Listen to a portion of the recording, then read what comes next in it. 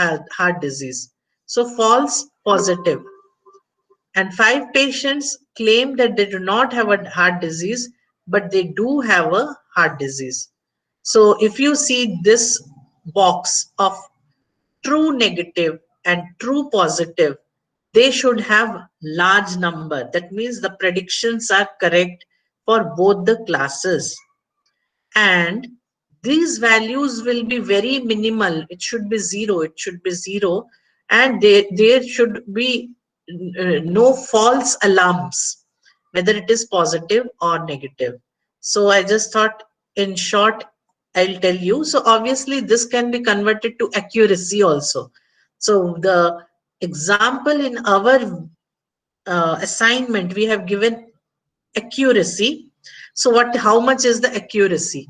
So if you want a breakup of the accuracy, we usually go with the confusion matrix of for measurement for classification.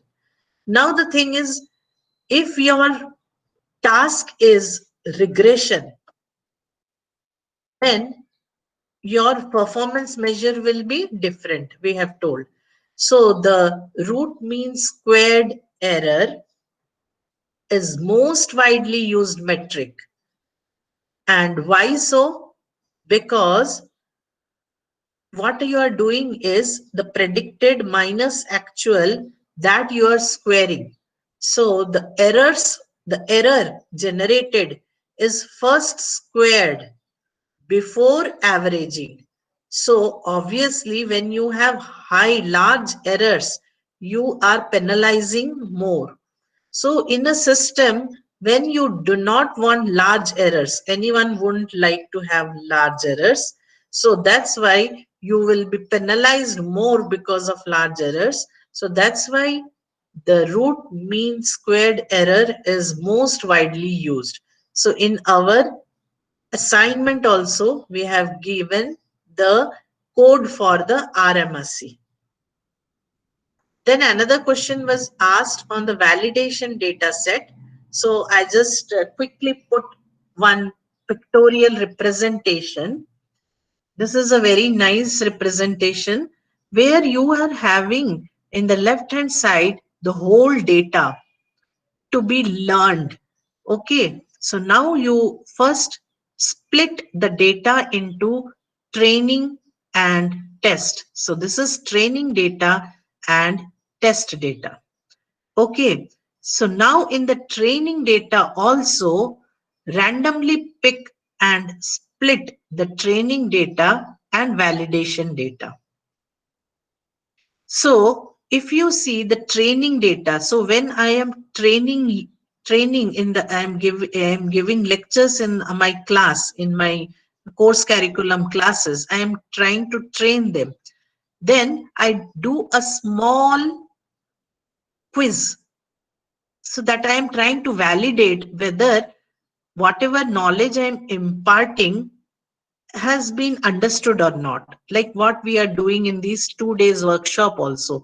Small quizzes we are giving here and then 10 marks.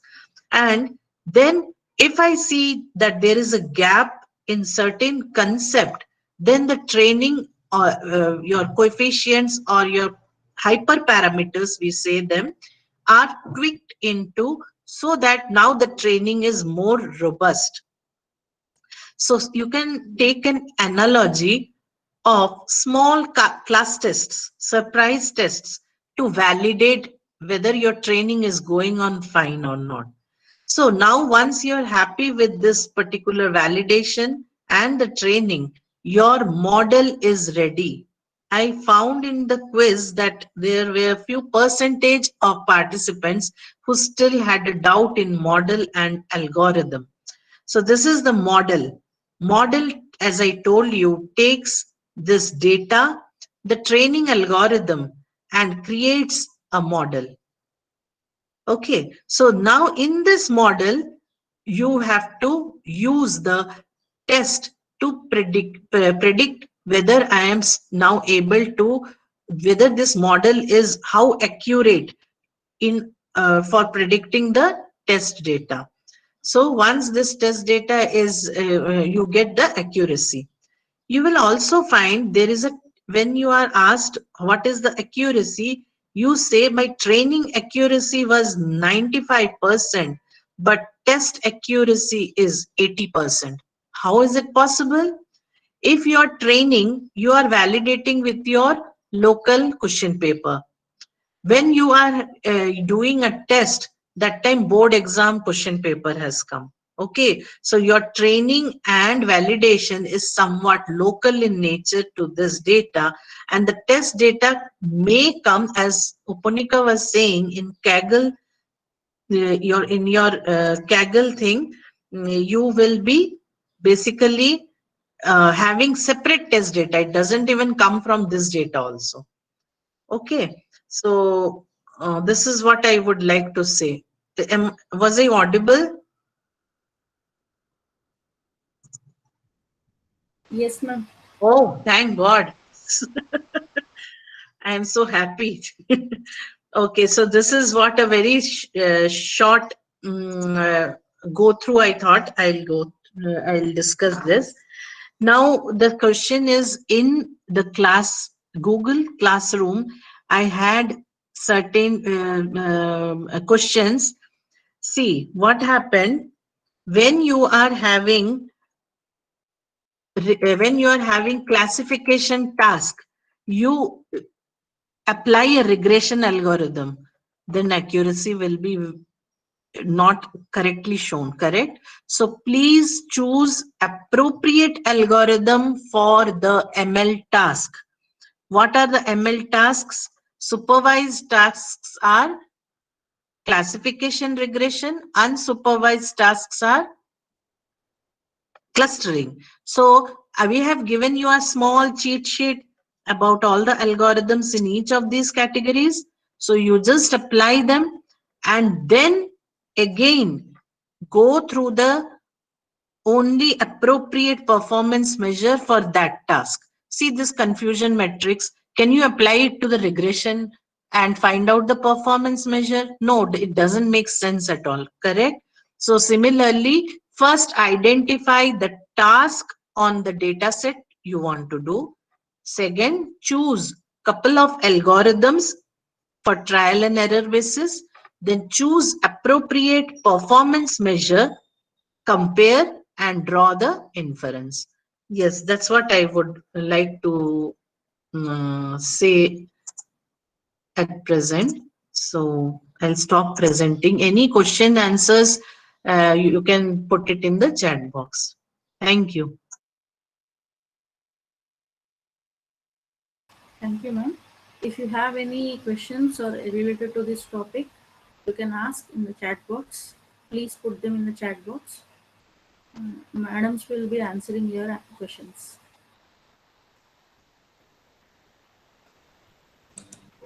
Hello, Tilotama madam, I have a query.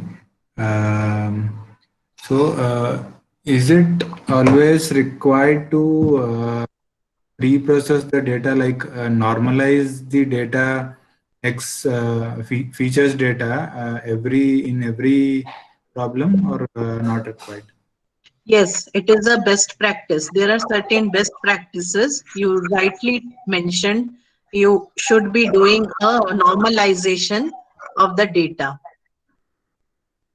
That is a standard. Here we didn't cover, actually, sir, we didn't cover the Yes. data cleaning part actually, because we were more interested in giving you a wholesome cycle of doing a ML project using Python, Yes, and ma'am. Yes, that ma'am. comes under exploratory data analysis. Please Yeah. go through any material on exploratory data analysis using pandas. Yeah, yeah. I tried to do that, madam, in our assignments today, but I don't think I have got significant difference in the performance metrics somehow. So that is why I tried to ask you this question: that is it Yes, yes. compulsorily required in each and every problem that we do normalization, or And yeah, yeah. Another thing is also there, sir. If the problem statement is very straightforward, okay, then whatever algorithm you use, the performance won't have much of a difference also. So then you are correctly you told that there may be some missing data, like how I can, and sometimes there may be a problem with the data set itself. Maybe the data set itself is not giving you the whole knowledge representation. Yeah. So that's why you cannot do much better than this one. That's why there is a word important concept called baseline performance. Okay. Baseline performance, if you go through the Vita tool, once you run, it will tell you the baseline performance. Baseline performance is nothing but averaging out the result, and your algorithm should at least reach that baseline performance. Okay. Okay. I hope you Yeah. got my point. Thank you. Yeah. Yeah. Yeah. Ma'am, another question regarding PCA. So in the classification assignment that has been given, I think there were almost there were a lot of features in that. So when do we do a PCA? So how do we know that we have to do a PCA? Why can't we just solve the problem in whatever features that have been given, or how do we decide? Okay. I understood your problem. If you mute, then there won't be some interference. I'll try to, yes. Very good question. Actually, sir was asking when he meant the feature reduction. Say you have 50 features, okay? 50 features, and you want to say that my output is dependent on all the 50 features or not. So is it related? Say, for example, my performance in exam is not related to my religion. So it is having one feature in religion. It is not related to my state or my mother tongue, but that feature is also there. So if you try to find a correlation between the output and the input features, some features are not at all related. That's what Upanika tried to show using the CORR function. So if you find out that CORR correlation thing, if you find the values to be near to 0.0507, that means they're not correlated. Okay. So you can just remove them. So either you manually see what are the correlation values which are not correlated to the output. So they are not predictor variables. Predictor variables means predictor variables are influencing the response output. But if the predictor variable is not a doing any prediction and not helping in prediction, it may mislead those data, as he rightly told. So what we have to do is, out of that 50 features, we find actually 5 features are good enough to predict, and we have to take them. So you can directly go to feature dimension reduction algorithms like principal component analysis, and then it will automatically do it. And the other way of crude way of doing or exploratory data analysis way of doing is try to find out the correlation, put a threshold, and then try to remove the coefficients. I hope I could answer your question. Yes, ma'am. Thanks a lot. So the best practice again is to do a PCA each and every time. Yes, better to do that. So Okay. I think if we plan, we can go for an exploratory data analysis using Pandas one session. We can have workshop that would really help in gluing this whole ML part also. I got an idea from our discussion. Thank you. Yes, ma'am. Thank you. Okay, ma'am. There is other question from Ashish Sagar. Hello. Yes, I can see that question, that what is the difference between test and validation data? Yeah. Yes. Validation data is a type of testing of the data that you do within the training data. So when you are training a data, suppose for example, you have split in your data into 70 to 30, 70 is to 30 ratio. So your 70% of your data is your training data, and the 30% of your data is your testing data, correct? So now in that 70% again, if you are again keeping 10% of your data, of your training data, which I mean 10% of your 70% of the training data for your validation. So what it will do is, after training 60% of your data, it will try to check how much training was accurate, how much accurate it is before implementing the complete testing. So once you are giving for testing, you will get a right away accuracy. I mean, right away you are checking your performance metrics. So you are not having any scope to improve the model to train in a better way.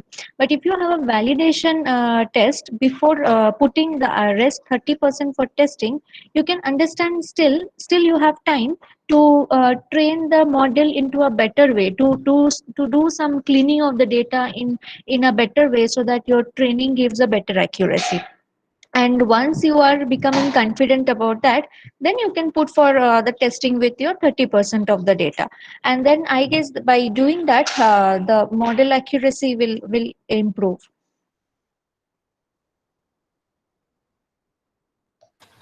Okay, so on a follow-up question on the same query, so is that Yeah. the same function like data check and dot fit, the one which we used? Mhm. Within by calling the same function, this validation data is used? No, that is for fitting the data for training. You would have different other methods for doing cross validation that we didn't cover in this lecture. Okay. Okay. Thank Yeah. you. Okay, ma'am. There is another question. How much amount of data is required in NLP domain? Actually, for see, this type of questions, like how much data, like we are, let's go back to our original problem. It is artificial intelligence. How much data we need to become an intelligent person? So I always think that way only, because we are trying to mimic in the machine.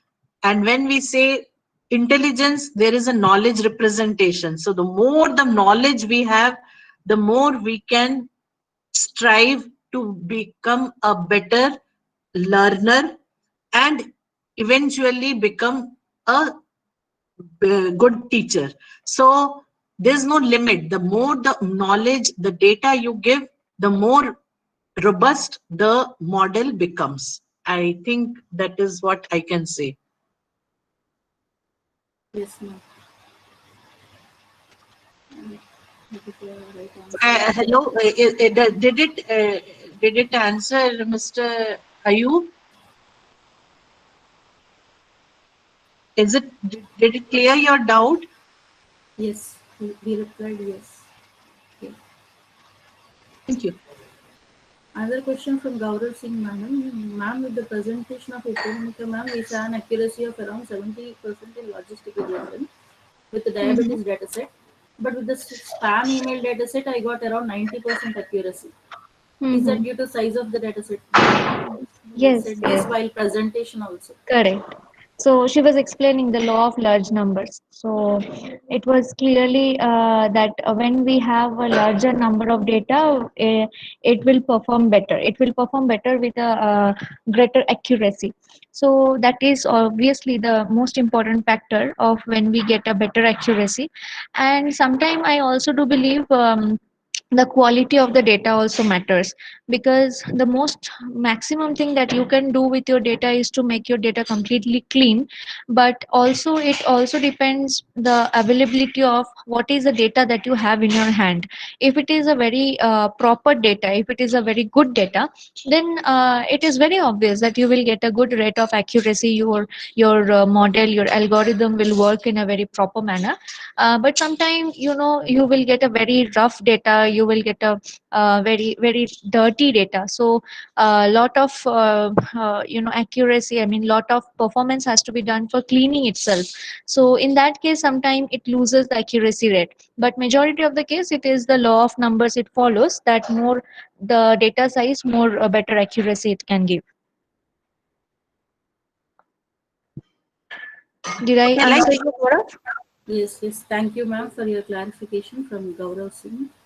And the other question from Chaitra has been answered by Tilottama madam. Which one is best for image data set? Yeah, okay. So let me, because if someone is missing out the chat, one question has been raised whether MATLAB we should prefer or Python. The thing is, if you are going ahead with the free open software, you are not stuck at any point of your research or your work, because MATLAB is your commercial. If your basically if your organization is supporting you, then you can go ahead. But considering your efficiency or complexity, I never found any literature that which claims MATLAB to be better than the Python. So I would rather go ahead with the Python because it is free open software and we will be never stuck, and it is growing and growing with the community because it is a community based software. So better to go with the Python.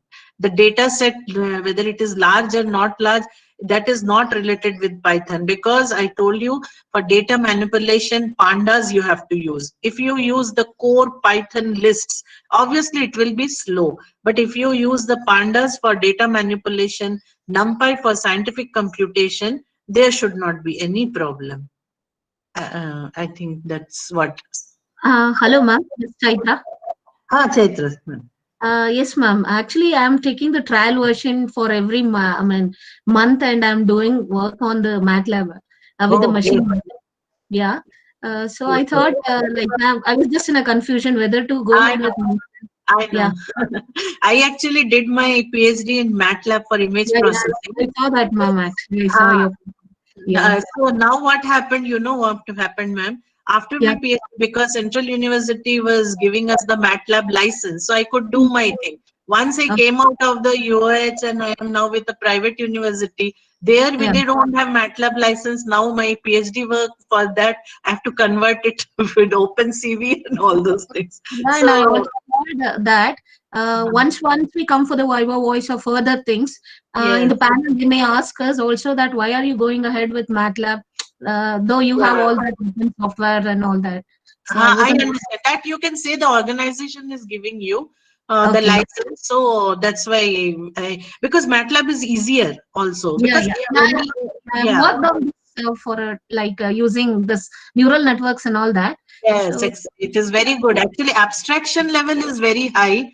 yes. That's why it is useful for the practitioner. I always say practitioner. Maybe we don't program new algorithms, but if we are using a practitioner word, then it means we are using the APIs, all the application program interfaces. The more abstraction you have, means it is easier for you. But Okay. the thing is, as you rightly told, after you come out from your research work, if you are not having license, then you may get stuck. And also with the parameters which you were saying about classification, like true positive, true negative, and all that, Yes, that yes. are the parameters which comes with this image data set, as I have referred to the certain papers, previous papers. Yes, And yes, yes, that is very good. In fact, in research reviews also, they say, don't just write accuracy. Why don't you give the confusion metrics? So there to understand where it has failed, whether it is more of the false positive or for false negative. And it also depends on the domain. If it is a medical domain, which is more hazardous, false positive, false negative. So it is domain specific inference can be drawn if you are giving the confusion matrix. Okay, okay. Thank you so much, ma'am. Thanks. Thank you. I got cleared my doubt actually. Thank you. Thank you. Yes. Okay, ma'am. There is other question from Raja Ram. Does doing validation help improve the model performance? Is it a best practice to follow for every problem? Just confirm. Yes, yes, yes, yes.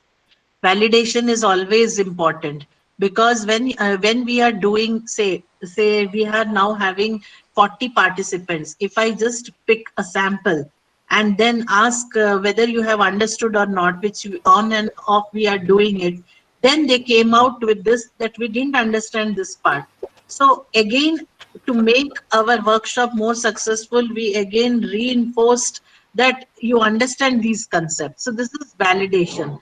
Okay, so now your training is done in the workshop. Now you go outside world and you tell that I have done a workshop. That time, if someone asks you a question, you are able to test yourself successfully. So that's what is the testing. So if we do not validate as a resource person, then maybe we will just give you lectures and lectures and lectures, and you, after you go out, uh, your doubts were not very much cleared. So you just take this as a real-time example. So validation is a part of training, as Upanika also mentioned. It is a part of training to make some tweaking, extra tweaking to the hyperparameters to make the model robust, so that when it goes outside world, that model is ready for testing.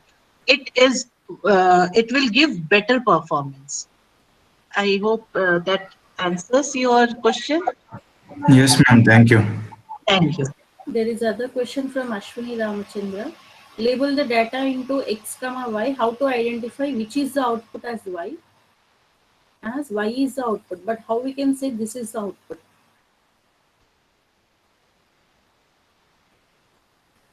Hello, ma'am. Okay. Is it something you want? I mean, you want clarity regarding the outcome, which we are mentioning in the label as Y. What, ma'am?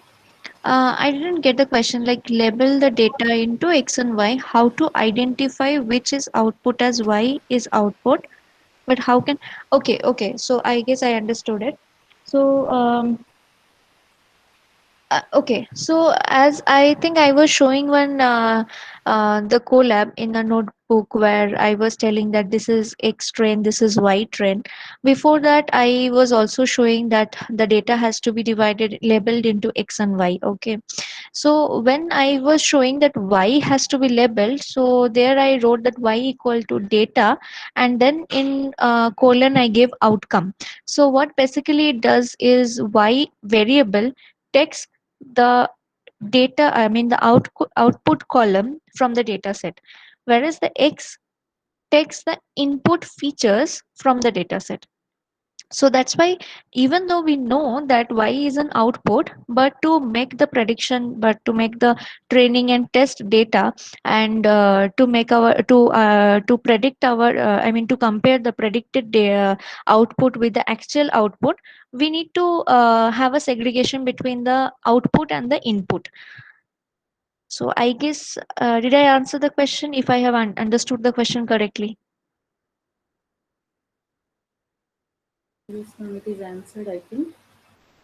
Okay. I would like to add one thing. If it is Yes, just ma'am. a plot, if it is just a plot, whether you are doing XY and YX, it doesn't matter. But if you have taken the input data set, as we have told you how to read a data set, they always tell you which is the target variable, the target feature, that, sorry, not the feature, the target variable. The target variable is always the outcome, and that will be the Y, and all others will be X. So read the data set carefully to know which are input predictor variables and which is the output response variables. And while plotting, you can plot whether X or Y or X. That is to draw an inference. That is a plotting problem rather than the data set thing. I think that's what I felt from the question, that context was missing. That's why. So the other question is, will you please provide the details of Telugu datasets under open source?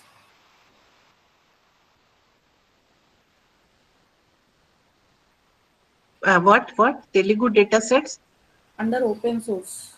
Oh, that I don't know. Actually, we need to find, you can find it out, but I am not, uh, I have not come across.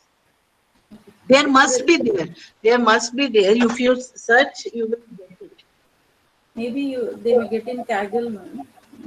That's what I'm saying. Please search it and find it out, because till date I didn't search, so I don't know about it. The other question is, is it possible to repeat performance metrics discussed during last lecture? From Ashish Sagar.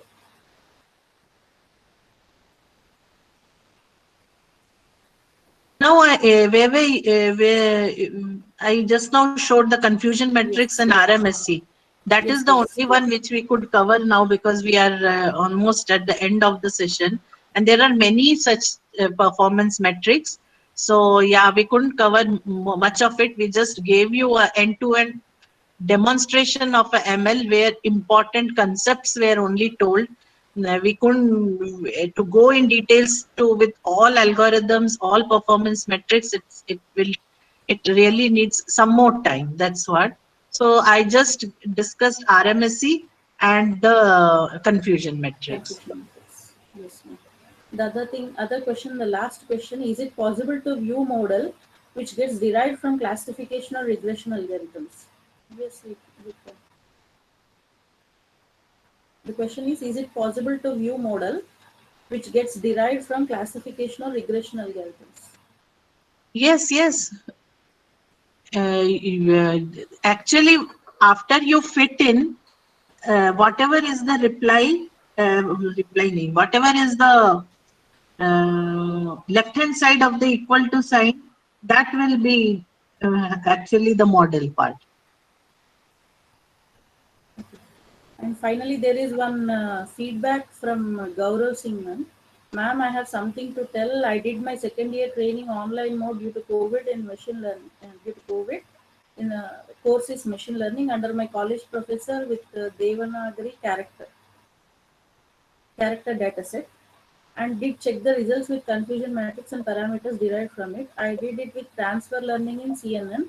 I used VGG16 and DenseNet 121. In fact, my mentor referred me to this workshop. I would love to attend more workshops. Oh, thank you so much. All the best for your program. And there is a link from Uponika Roy, madam. You can check that link to find more Yeah. information on performance matrix. So this is from the sklearn package itself. So as someone has asked for performance matrices, Great, great. so you can just go through this link. It has all the different performance matrices for clustering, regression, classification. And yeah, I think it Yeah, will be. this will be very useful, and it is from the scikit-learn itself. Yeah. So this will help you in programming also. Please make a note of this one. Okay. Thank you all. Good evening all. This is Shweta, Vice Chair of Hyderabad Deccan ACM chapter. Actually, we expected our chairman, Dr. Naresh Kumar Garu, to be present to the session, but sir was busy with some other work, so sir could not join with us. And there is a small message from our chairman, Dr. Naresh Garu. On behalf of him, behalf of our chairman, I am reading out his message. Hello everyone. I think you agree with me that the 2 days of this workshop had been easy and had been busy and hectic. I hope good interaction and knowledge sharing on machine learning had happened in these 2 days. I declare this workshop a grand success after reviewing the feedback. The question and answer session had been very interactive. The idea of this workshop was conceived by Dr. Tilottama, the Vice Chair of this chapter.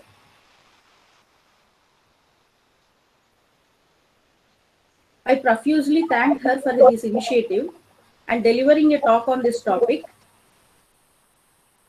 I thank our guest speaker, Ms. Uponika of TCS, for giving a very good insight into using Python machine learning libraries on Google Colab.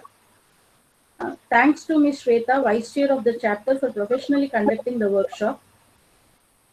The workshop would not have been possible without the support from Dr. Kavita, Vice Chair, Dr. Sudha, Secretary of the chapter, Dr. Raghu, Webmaster, and Dr. Hitendra, Treasurer of the chapter. A big thanks to Mr. Abhishek Chowdhury, Dr. Krishna Kirti, and Ms. Maliza for helping us with the promotional activity. A big applause for all participants having been with us for the 2 days. Hyderabad Deccan ACM chapter is striving to provide the required skills to its participants through our virtual programs. Keep visiting our YouTube channel, website for our new programs on fog computing, and international workshop on artificial neural networks. Bye for now. Best of luck. Stay home. Stay safe. Stay home. Stay home. Stay safe. This is the message from our chairman, Dr. Naresh Garu. Okay, if you have any feedback to be given, any one of you can speak and can give your feedback. Any one of participants? Madam, am I audible? Is my voice clear? Yes, ma'am. Yeah, Yes. we would love to hear from the participants that how did you feel about the workshop, which will help us in future. Thank you for participating. Any one of you can speak. Ma'am, after attending this 2 days workshop, I found the workshop to be well thought about, and we could understand the concepts well, and the exercises were also very apt and precise, very well constructed, and I find this whole Google Classroom and the system also very good for conducting workshops. And I also would like to add that obviously, ma'am, Tilottama ma'am, you are a professor, being a PhD, you have very good knowledge, but I am quietly surprised by the knowledge that Uponika has gathered. I appreciate her as well. Thanks a lot, everybody. Thank you. Thank Thank you you so so much. much. Thank you. There is other message from Divya Jyoti madam, very informative and apt. Thanks to the resource persons for the excellent content on the organization. And workshop was very informative as I had zero knowledge in this field. You all helped me think more active, something more. Thank you all from Prajwal. And Arshad Iqbal, thanks to organizers for this wonderful workshop, also resource persons for delivering good lectures. Anyone can come forward and can give your feedback if any. Certainly, all these lectures have been extremely good. I come from a corporate background.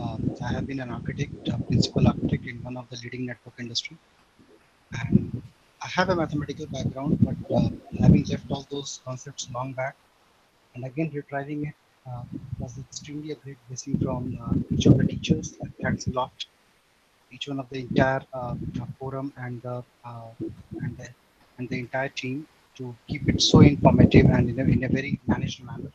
However, I'm just curious to know that how do we get to know about any future workshop which is getting organized? Yes, sir. Actually, I have shared a link in the WhatsApp group and in the yesterday's chat box also. To become a member of our chapter, you have to become a member of our chapter. That's it. You need not to pay anything, or else you need not to be a ACM member. Just to get the updates about our events, you have to register with that link. Sir. That's it. You'll get all the updates. Is it possible to post that link over the chat window? Yes, I'll do it now. Okay. Thank you so much.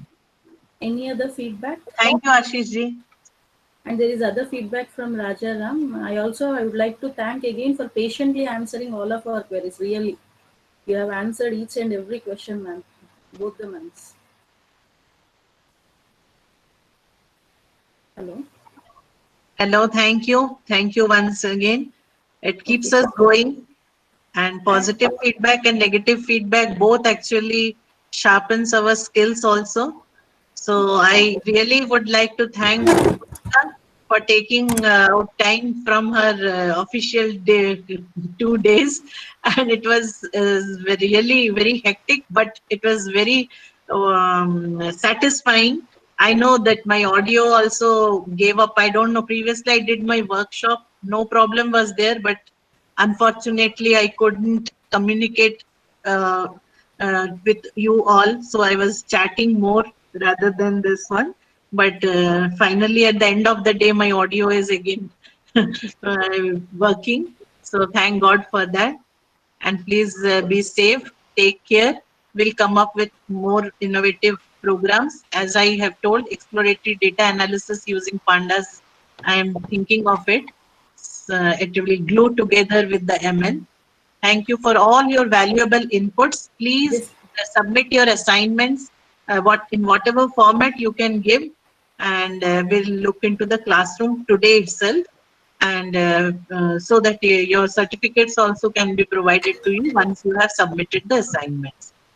Thank you. Thank you, Shweta ma'am. One more thing, ma'am. I want to propose here out of thanks, ma'am. And on my personal behalf, I thank the two resource persons, Dr. Tilotma Goswami, Y Chair, and Ms. Uponika Barman Rai, who is working for TCS. Thank you, ma'am, for sharing your profound knowledge with all of us. This two-day virtual workshop has given a clear picture about machine learning and its concepts like clustering, classification, and regression, Python libraries, and ML datasets. And I thank all the participants for showing your interest to be a part of our workshop from various parts of the country like Assam, Kerala, Tamil Nadu, Karnataka, Rajasthan, Uttar Pradesh, Orissa, and even from outside the country, Muscat. So Thank this kind of response is very encouraging to our team. So thank you all. Thank you resource persons as well as thank you all. Thank you participants for showing your interest. And we hope the same participants will join with our next events. Definitely all the participants will join with the next events. Okay. Thank you so much. It was a splendid vote of thanks. Thank you. It was really a very great 2 days workshop with you, everyone. So thank you. Thank you, Tilatoma ma'am, for involving me. And thank you, Shweta ma'am, for such a beautiful organization. And thank you to all the participants who have been listening to my talks. So yeah, thank you, everyone. Thank you. Yes. Certificates you'll receive within a week after submission of your assignments. We'll strictly check all the assignments as well as attendance. We are very strict with that. Okay. And I have shared the link to join our chapter. Ashish Sagar sir.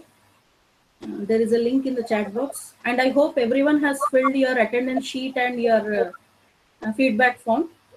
All these things will make us to give you the certificate. I have a small query, ma'am. Sorry, Tilotma, ma'am. I think you have shared one assignment in Google Workshop that is concepts clear self. Oh yeah.